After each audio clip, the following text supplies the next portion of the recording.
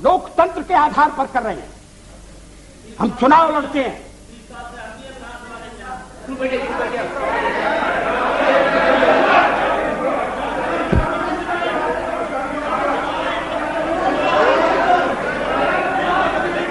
Please अध्यक्ष महोदय, please have patience to listen. गठबंधन बनाकर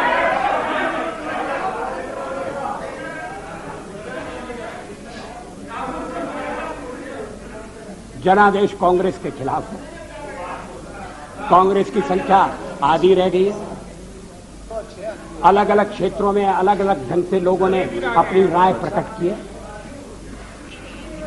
अब सब अगर इकट्ठे आ रहे हैं और कांग्रेस का समर्थन प्राप्त कर रहे हैं और कांग्रेस समर्थन देने को तैयार है।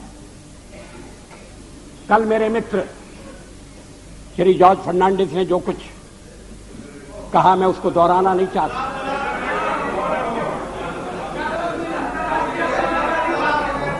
अगर आप चाहें तो फैसला कर सकते हैं कि भाई हमने एक दूसरे को गाली दी होगी, मगर चलो छोड़ो, आज तो सबको मिलकर बीजेपी को गाली देना है। अगर ये सामूहिक निर्णय है, मुझे कुछ कहना नहीं, लेकिन इस तरह का निर्णय नकारात्मक होगा, इस तरह का निर्णय प्रतिक्रियात्मक होगा, इस तरह का निर्णय केवल हमें आने से रोकने के लिए होगा और ये लोकतंत्र को स्वस्थ बनाने वाली परंपरा नहीं डालेगा। ये आज मैं आपको चेतावनी देना चाहता हूं। हम तो प्रतिपक्ष में बैठने के लिए तैयार हैं। अध्यक्ष महोदय, जब मैं राजनीति में आया, मैंने कभी सोचा भी नहीं था कि मैं एमपी बनूंगा। मैं पत्रकार था और ये राजनीति, जिस तरह की राजनीति चल रही है, मुझे रास नहीं आती।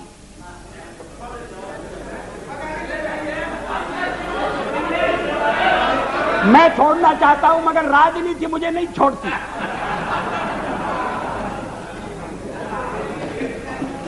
विरोधी दल का नेता हुआ, आज प्रधानमंत्री हूं, थोड़ी देर बाद नहीं रहूंगा।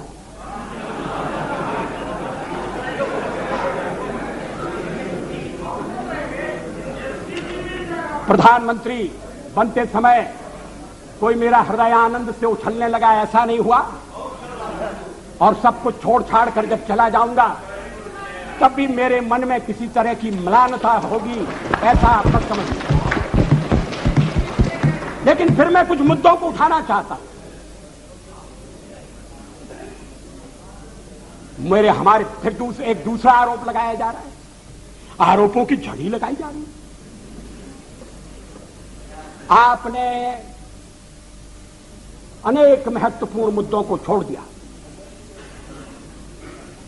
राष्ट्रपति के अभिभाषण में राम मंदिर की चर्चा नहीं है, 370 धारा समाप्त करने का उल्लेख नहीं है,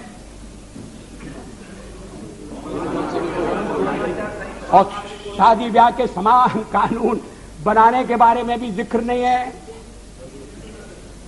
आपने स्वदेशी का भी परित्याग कर दिया। और ये बातें इस तरह से कही गई हैं जैसे ये बातें कहने वाले हमारे इस परित्याग से बड़े दुखी हैं।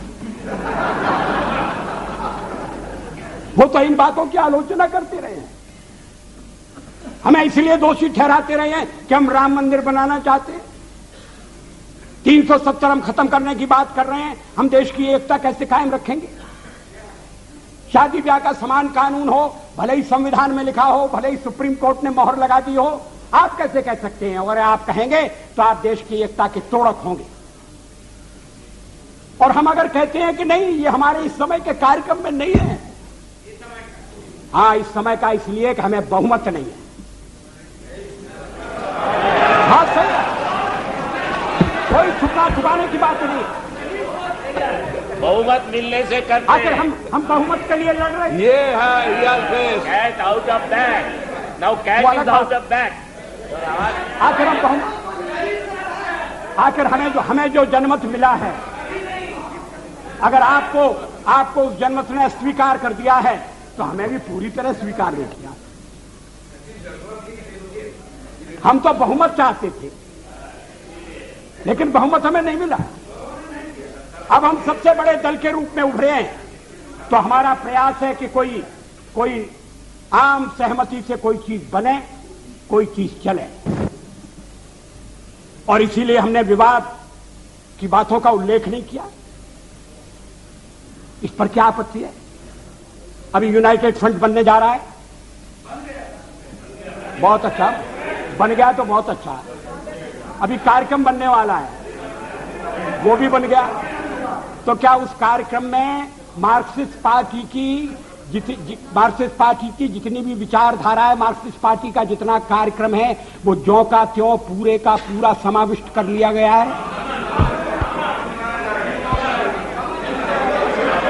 और अगर कर लिया गया है तो मार्क्सिस्ट पार्टी फिर सरकार से दूर क्यों रह रही है? जब संयुक्त मोर्चा बनता है, जब अनेक दल निकट आते हैं, साथ आते हैं,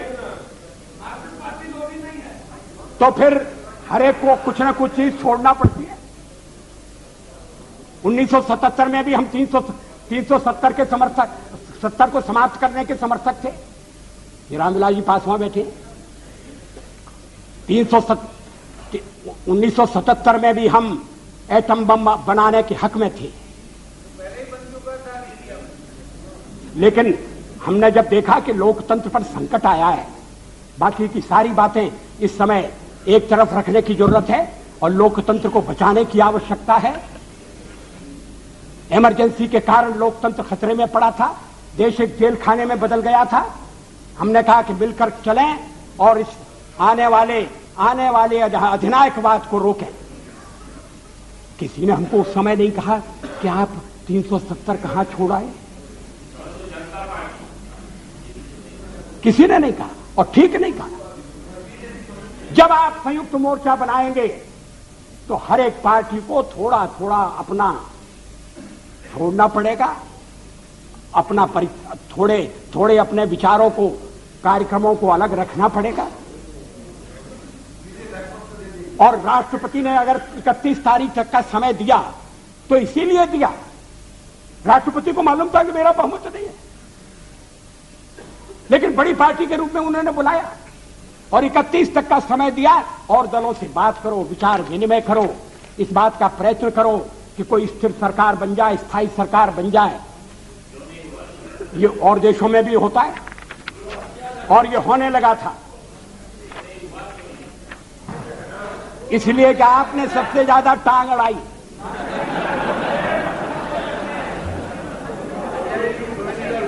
Totally isolated in the country. Why don't you consider that? We are not isolated. Yes, you are.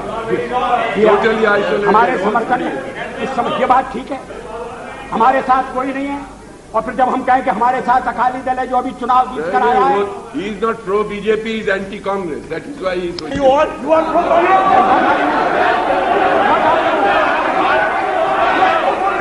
Pro Congress. Pro Congress. You are pro Congress.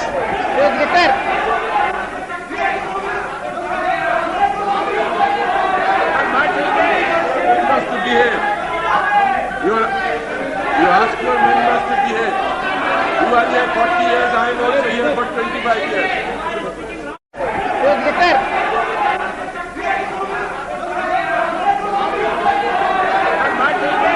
Members to behave.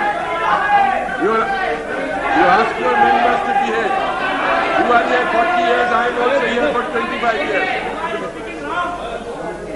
I am also entitled to respect. What the Honorable Prime Minister is saying all the time, as if it was our solemn obligation to keep him in power. That is what we have been trying to find out from yesterday. If the majority of the members are not supporting you, is it the fault of the members? Other members who are not supporting you? I have got my own perception. I have got my own policies and programs. He is all the time accusing others as if we are entering into some combination, does that justify him to remain in power without having the majority? Is this the way you are?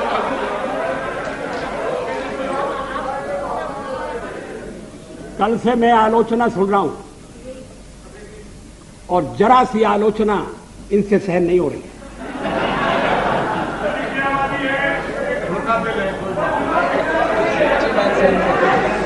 अगर मतदाता ने किसी एक दल को स्पष्ट बहुमत नहीं दिया तो क्या मेरा दोष है? और हमें सबसे बड़ी पार्टी के रूप में काम करने का अवसर दिया क्योंकि लोग परिवर्तन चाहते थे, यह भी हमारा दोष है। मेजॉरिटी। Acharya please. अध्यक्ष महोदय, मैं पश्चिम बंगाल की बात नहीं कर रहा हूं, मैंने कल उसका उल्लेख किया था। किस तरह से सीटें घटी है, किस तरह से वोट घटे, वो बात अलग है। Come back to power with 2/3 majority. Don't forget. For the fifth मगर time. कम हुआ। For the fifth time. I think it's It's okay. world record. Mr. Chatterjee, please. Let the Prime Minister speak. अध्यक्ष महोदय, ये बात मेरी समझ में नहीं आती। अरे आप साफ हो जाओगे भाई। Please. कि जो दल अलग अलग चुनाव लड़े थे, जो दल अलग अलग चुनाव लड़े थे, एक दूसरे के विरुद्ध चुनाव लड़े थे, वो अब साथ आने के बाद ये कह रहे हैं कि मैंडेट मिला है बीजेपी के खिलाफ, नहीं लड़ी और उसके लिए 82% लोगों ने वोट दिया है। ये विचित्र तर्क दिया जा रहा है। आप यूनाइट कर चुके हैं, ये बहुत अच्छी बात है, हमारे सामने नहीं। अरे बस तो आपको बात का है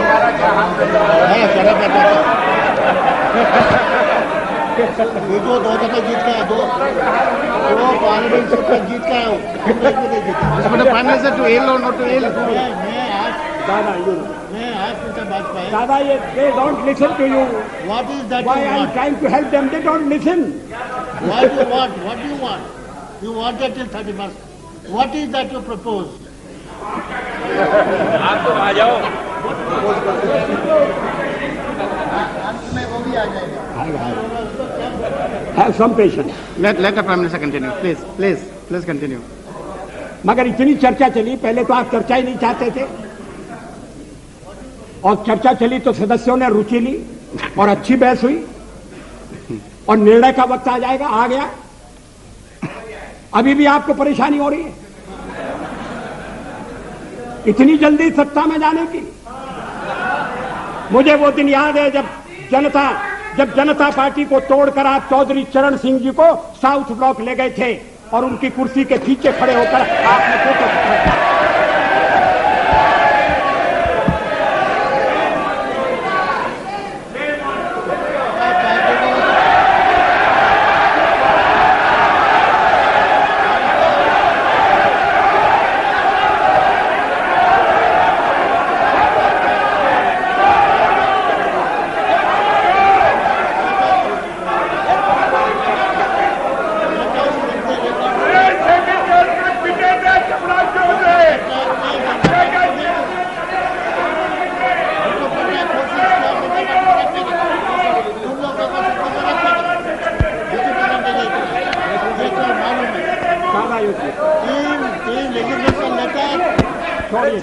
तोड़ने का काम किया क्या? ये मैंने तो कर दिया। अध्यक्ष महोदय, मैंने कर दिया। अरे Mr. Patnaik, How can you say that? Mr. Patnaik, prime minister बोल रहे हैं। Mr. Patnaik, please sit down. Please sit down. Let the Prime Minister continue. Please. अध्यक्ष महोदय, मुझे अपना बहुमत बनाने के लिए जो समय मिला था, मैंने उसका उपयोग किया। मैंने अनेक दलों से अलग अलग बातें की। कुछ दल हमारे साथ आए हैं, कुछ दलों ने अपनी कठिनाई प्रकट की है, कुछ दलों का कहना है कि आपके साथ आने में हमें एक ही आपत्ति है कि हमारे कुछ वोट जाने का खतरा है। भारतीय जनता पार्टी के सहयोग के कारण अगर वोट जाते हैं, मैं समझ सकता हूं कि हर राजनीतिक दल को वोटों की चिंता करनी है, मगर ये वोटों का खेल किस सीमा तक जाएगा, किस हद तक जाएगा? क्या इसके सामने देश हितों की उपेक्षा कर दी जाएगी? हम माइनॉरिटीज की बात करते हैं कि उन्हें पूरा संरक्षण मिलना चाहिए, बराबर का अवसर मिलना चाहिए, अधिकार होना चाहिए, तो हमें कहा जाता है कि हम जो कुछ कहते हैं उस पर आचरण नहीं करते। आखिर सदन में बातचीत हो सकती है, चर्चा हो सकती है, जिन प्रदेशों में हमारी सरकारें मिली है बनी है वहां आचरण हो सकता है, और आप हमें केंद्र में समय देकर देखो और हम सारी बातें अमल में लाकर दिखा देंगे। मगर ये मेरी समझ में नहीं आया कि जो सबसे बड़ी माइनॉरिटी है उसकी तो चिंता है, मगर जो 2% है, अभी बरनाला जी का दर्द आपने सुना, उसकी पीड़ा नहीं। अध्यक्ष महोदय, मुझे वो दिन याद है, दिल्ली में दंगों के बाद और सिख भाइयों के कत्लेआम के बाद मेरा भी भाजपा का एक कार्यकर्ता मुझसे रात के अंधेरे में मिलने के लिए आया। मैं उसको पहचान नहीं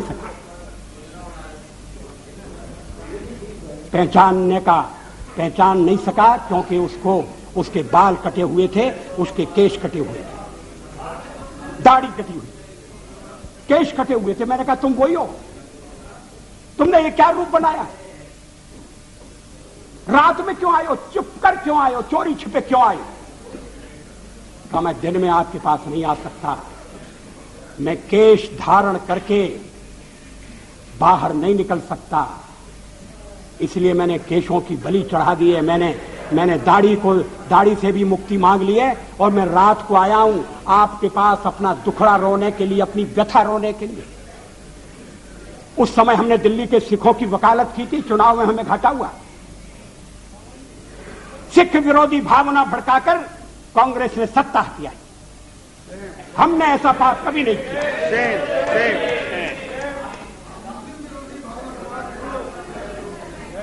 दोनों गलत है, मगर आप सिखों पर हुए अत्याचार की निंदा नहीं करते। बिल्कुल करते हैं, नहीं 10 साल बहुत बार किया है, हाउस में किया है, कितने बार किया है, पार्लियामेंट में कब किया, हाउस में कभी सारे अपराधी पकड़े नहीं गए। Number of times we raise this issue, why is making such allegation. Mulayam जी,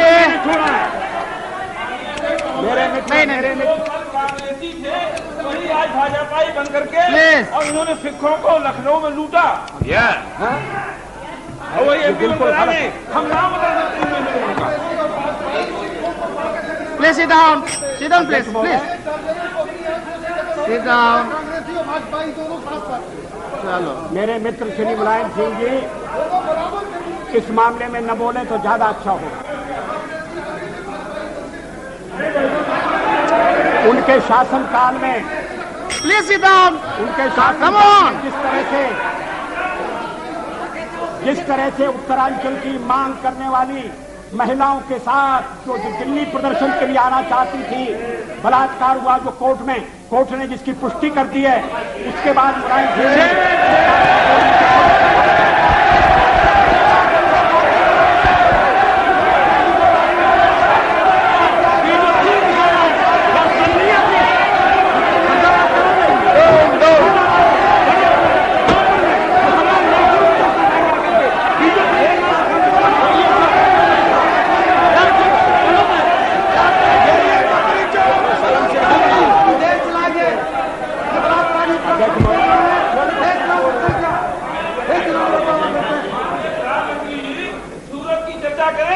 जहां भाजपा के लोगों ने मुसलमान औरतों को रखा हुआ है,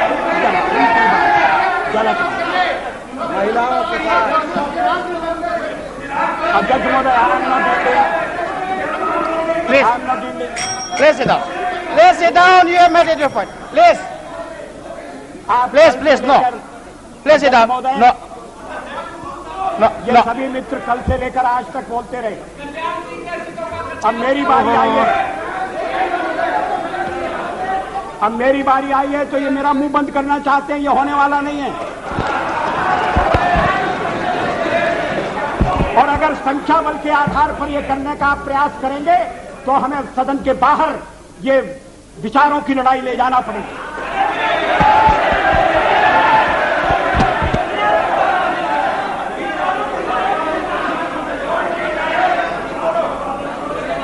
अध्यक्ष महोदय,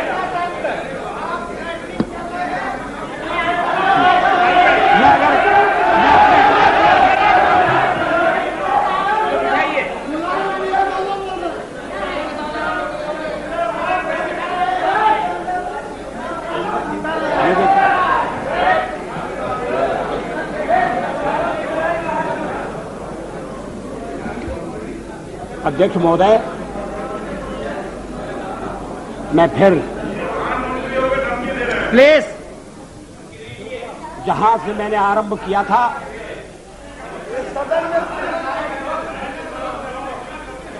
वहां अपने भाषण को ले जाना चाहता हूं। देश में ध्रुवीकरण नहीं होना चाहिए, न सांप्रदायिक आधार पर, न जातीय आधार पर, न राजनीति ऐसे दो खेमों में बंटनी चाहिए कि जिनमें संवाद न हो, Please listen. जिनमें चर्चा न हो। देश आज संकटों से घिरा है और ये संकट हमने पैदा नहीं किए। जब जब कभी आवश्यकता पड़ी संकटों के निराकरण में हमने उस समय की सरकार की मदद की है। उस समय के प्रधानमंत्री नरसिंह राव जी ने भारत का पक्ष रखने के लिए मुझे विरोधी दल के नेता के नाते जेनेवा भेजा था और पाकिस्तानी उसे देखकर चमत्कृत रह गए। उन्होंने कहा कि ये कहां से आए हैं, क्योंकि उनके यहां विरोधी दल का नेता ऐसे राष्ट्रीय कार्य में भी सहयोग देने के लिए तैयार नहीं होता। वो हर जगह अपने सरकार को गिराने के काम में लगा रहता है। ये हमारी परंपरा नहीं है, ये हमारी प्रकृति नहीं है और मैं चाहता हूं ये परंपरा बनी रहे, ये प्रकृति बनी रहे।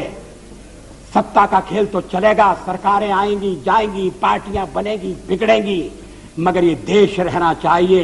इस देश का लोकतंत्र अमर रहना चाहिए।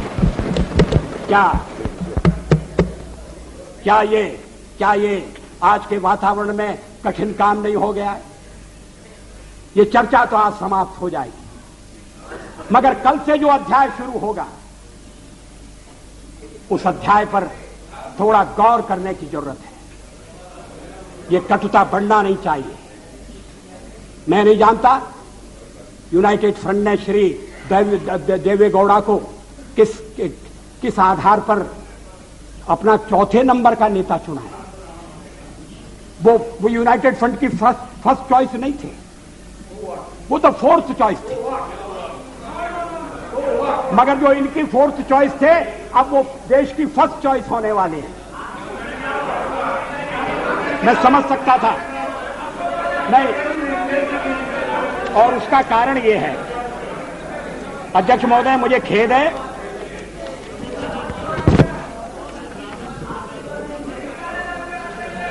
खेद है कि इस चर्चा में ऐसे संगठनों का नाम लिया गया, उन्हें यहां घसीटने की कोशिश की गई, जो स्वतंत्र संगठन है, जो अपने राष्ट्र निर्माण में, चरित्र निर्माण के काम में लगे। मेरा इरादा, मेरा उल्लेख आरएसएस से है। आरएसएस के विचारों से किसी का मतभेद हो सकता है, लेकिन आरएसएस पर जिस तरह के आरोप लगाए गए उन तरह के आरोपों की कोई आवश्यकता नहीं थी। और कांग्रेस पार्टी में और दलों में भी आरएसएस के रचनात्मक काम के लिए लोगों के दिलों में आदर है, सहयोग है। अगर वो दुखियों की बस्ती में जाकर काम करते हैं, अगर वो जाकर आदिवासी इलाकों में शिक्षा का प्रसार करते हैं, तो इसके लिए उनका अभिनंदन होना चाहिए, इसलिए उनको पूरा सहयोग दिया जाना चाहिए। अध्यक्ष महोदय, और यूनाइटेड फ्रंट में भी आप जिन्हें नेता बनाने जा रहे हैं श्री देवेगौड़ा जी, वो भी आरएसएस की अच्छाइयों से परिचित हैं और आरएसएस की प्रशंसा कर चुके हैं।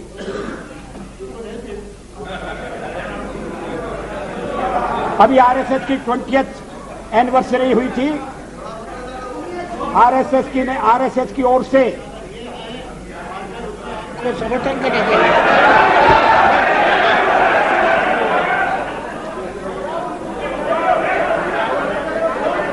अध्यक्ष महोदय, अब देवे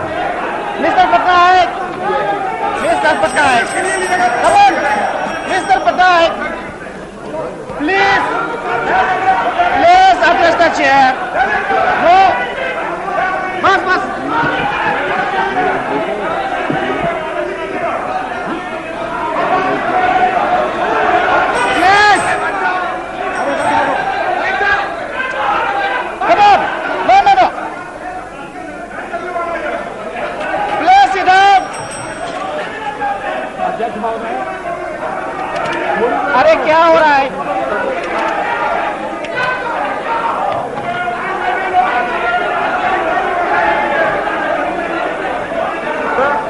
कल मंत्रिमंडल बन जाएगा, आज खड़े होते हो साथ में। मैं अपने दल के सदस्यों से कहना चाहता हूं। हो गया भाई, हो गया। Enough, enough. No, it's enough. Enough. ये एक और था जिसमें हमारे दलित कितने थे, ये नहीं है।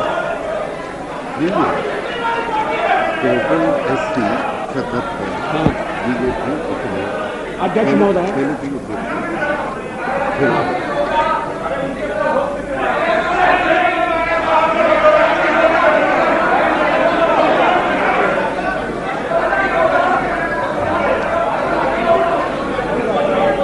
अध्यक्ष महोदय,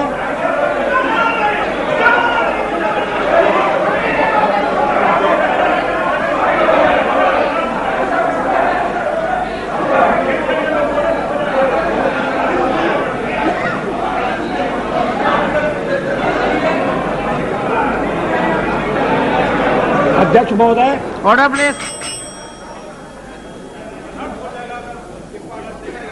मेरे मित्रों को समझना चाहिए कि मैं भी निर्वाचित होकर आया हूं। उन्हें यह भी समझना चाहिए कि मैं सबसे बड़ी पार्टी के नेता के नाते राष्ट्रपति महोदय द्वारा प्रधानमंत्री नियुक्त हुआ हूं। प्रधानमंत्री के निर्देश के कारण और निर्देश के आधार पर मैं विश्वास मत लेकर आया हूं। राष्ट्रपति, अब अगर चर्चा होती है और उसमें बिजू पटनायक जैसा वरिष्ठ नेता मुझे टोकता है। Please mister Patnaik, you don't have to react for everything. Mr. Patnaik, you are the senior most, one of the senior most leaders of the country. Please, you don't have to react for everything. अध्यक्ष महोदय, मैं इस बात का उल्लेख कर रहा था कि इस देश में जो देशभक्त हैं, विवेकवान हैं और जो अंतःकरण से भारत का भला चाहते हैं, वो आरएसएस के संपर्क में आए हैं। वो जानते हैं कि संगठन देश हित की सेवा के लिए समर्पित है और अभी अभी, और मैं इसका ताजा उदाहरण देता हूं।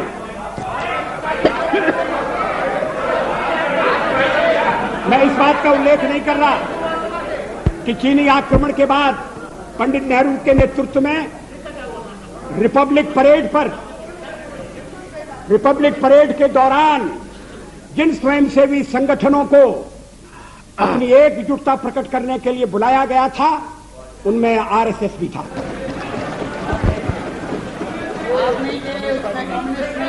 स्वर्गीय, उसमें कम्युनिस्ट नहीं थे। कम्युनिस्ट तो क्या भूमिका अदा कर रहे थे मैं कहना नहीं चाहता।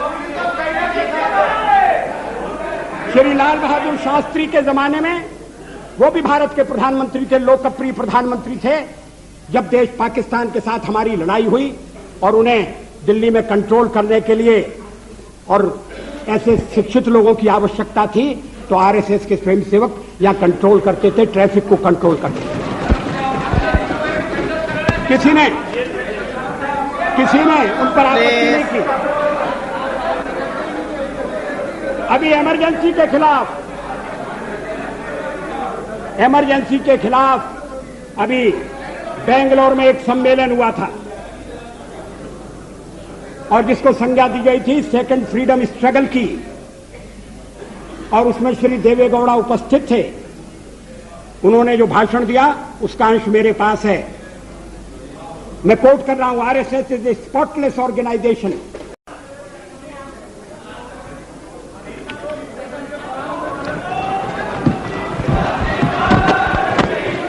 Come on, that's not the way.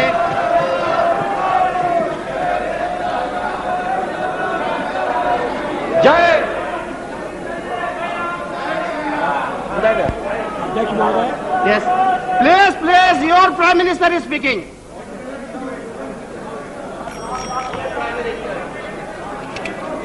अगर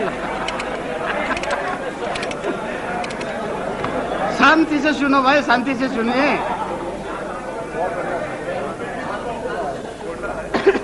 इस कोलाहल के बाद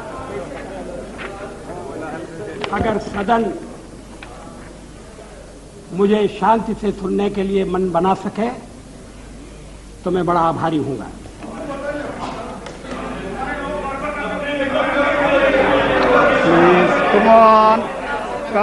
Come on. Yes. मेरे प्रस्ताव पर Come on, you are more disciplined. हुई चर्चा में जिन्होंने भाग लिया है, मैं उन सबको धन्यवाद देना चाहता हूं। ये सदन चर्चा के लिए है, जरूर शांतिपूर्ण चर्चा के लिए, संयम चर्चा के लिए, तर्कपूर्ण चर्चा के लिए। कुछ मित्रों का प्रयत्न था कि कोई चर्चा न हो,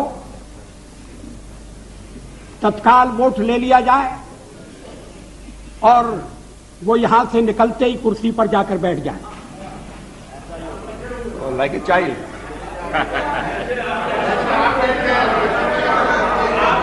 उधर से आवाज आ रही है कि ऐसा ही होगा, जैसे आप बैठ गए, और आवाज आ रही है कांग्रेस के बेंचों से।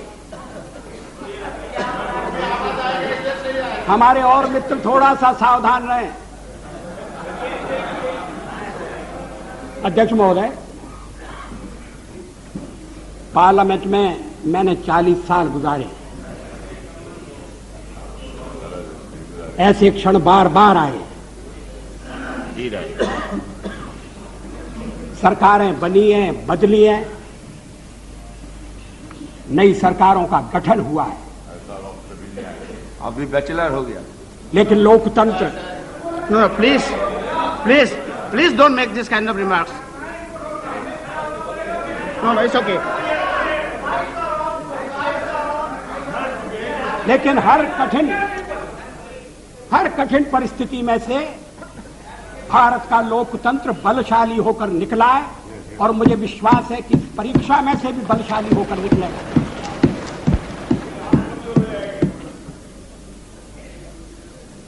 मैंने 40 साल आलोचना की है। आज भी अधिकांश में आलोचना सुनना पड़ी है। मराठी में एक कहावत है, निंदका से घर असावे शेजारी। निंदक नियरे राखिए आंगन कुटी छबाए। निंदा करने वाले को पास में रखना चाहिए, चापलूस नहीं तो बिगाड़ देंगे। अगर निंदक रहेगा तो बिना साबुन और पानी के सफाई करता रहेगा।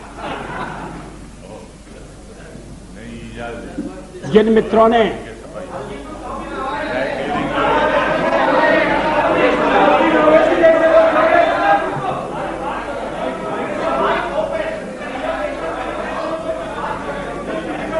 वो शिकायत कर रहे हैं, कौन क्या शिकायत?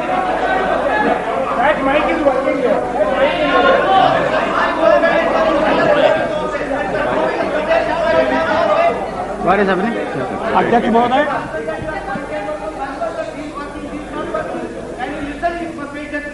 जिन्होंने प्रस्ताव का समर्थन किया है, इट्स ओके, कोई उनको मैं विशेष रूप से धन्यवाद देना चाहता हूं।